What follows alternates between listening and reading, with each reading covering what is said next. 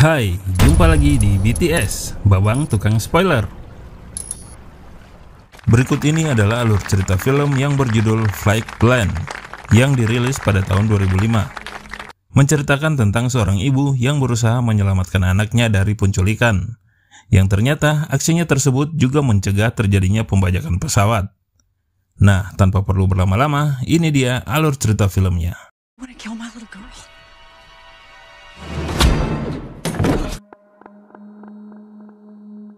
Film dimulai dengan Kyle Pratt, yaitu merupakan seorang insinyur aviasi yang bekerja untuk sebuah maskapai ternama Alto Airlines di Jerman.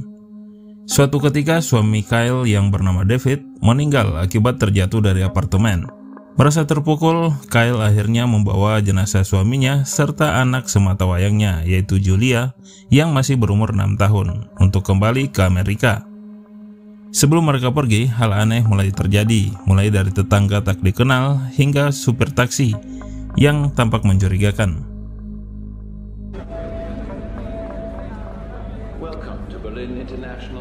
Pada hari keberangkatan, mereka semua akan menumpang pesawat canggih E474 dari maskapai Alto Airlines. Kyle dan Julia merupakan dua orang penumpang pertama yang masuk ke dalam pesawat sebelum 500 orang penumpang lainnya menyusul masuk. Kyle dan Julia duduk berdampingan, namun karena ada dua anak kecil yang ribut di depan bangku mereka, Kyle dan Julia memutuskan untuk berbaring sebentar di bangku belakang karena di sana sedang kosong.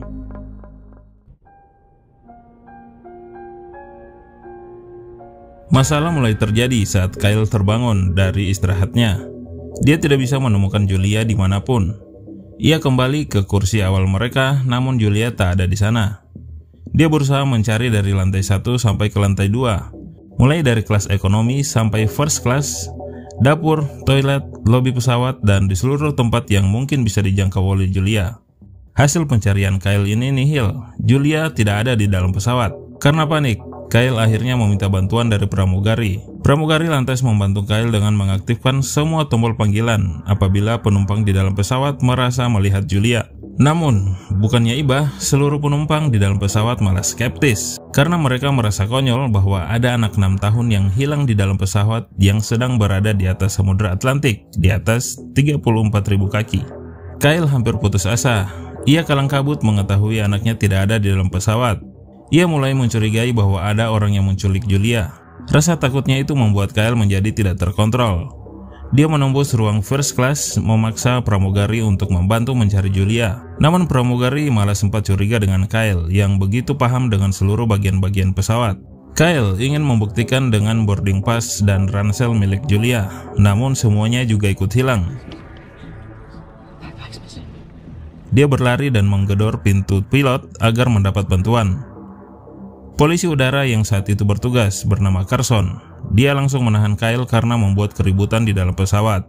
Lalu akhirnya sang pilot yang bernama Marcus mau menemui Kyle dan mendengarkan permasalahan yang terjadi.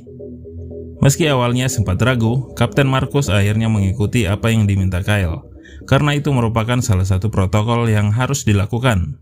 Alhasil di saat seluruh penumpang seharusnya tidur, mereka semua malah terbangun akibat seluruh awak diperintahkan mencari Julia. Pencarian masih tak membuahkan hasil. Pramugari menerima kabar dari kru di darat bahwa Kyle naik pesawat sendirian. Dan juga nama Julia tidak terdaftar di dalam manifest pesawat. Dan parahnya lagi, Julia telah dinyatakan meninggal oleh rumah sakit tempat di mana suaminya sebelumnya dinyatakan meninggal. Kyle pusing bukan main. Dia sangat yakin Julia berada dengannya di dalam pesawat. Namun kini kenyataannya Julia sudah meninggal. Tidak terima dengan pernyataan tersebut, Kyle berlari lalu terhenti karena dihadang oleh seorang penumpang yang merasa terganggu dengan ulahnya.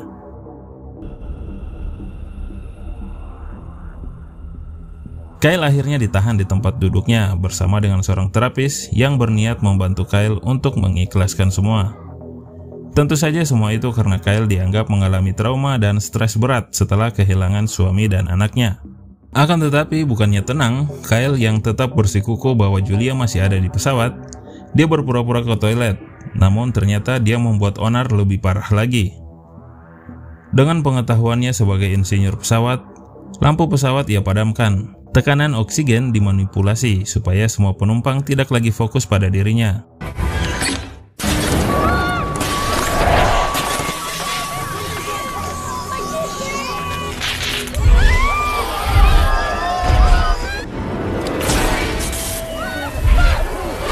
Ia kini berniat untuk mencari Julia di ruang kargo yang ada di perut pesawat. Namun lagi-lagi dia tidak menemukannya di sana.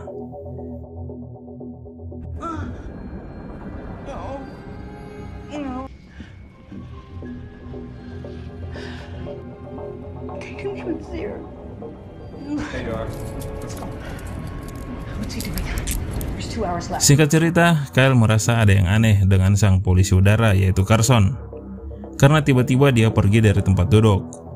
Ternyata benar, Carson masuk ke kargo lalu mengambil bom yang dia sembunyikan di dalam peti suami Kyle. Dia menyiapkan bom dan meletakkannya persis di dekat Julia yang tengah pingsan.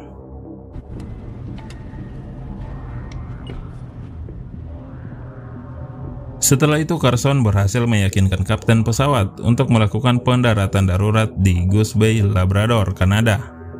Carson menuduh Kyle berpura-pura mencari anaknya agar bisa masuk ke kargo untuk menyiapkan bom dengan tujuan membajak pesawat itu.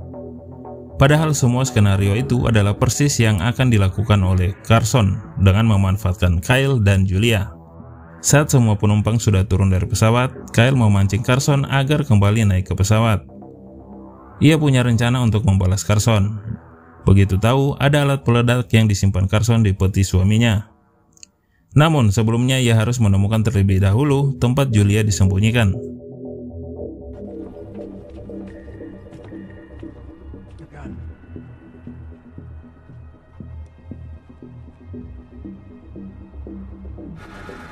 Thank you, and I need to talk. Me too.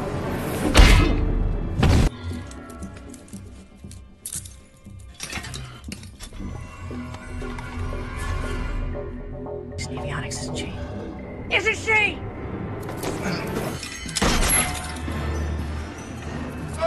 Perkelahian keduanya tak terelakkan.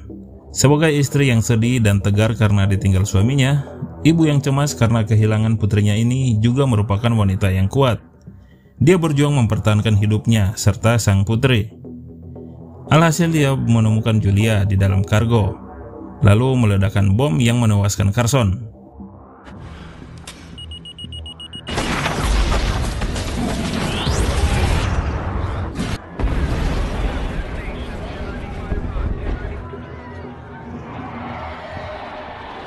Akhir cerita sangat dramatis dan tak terduga.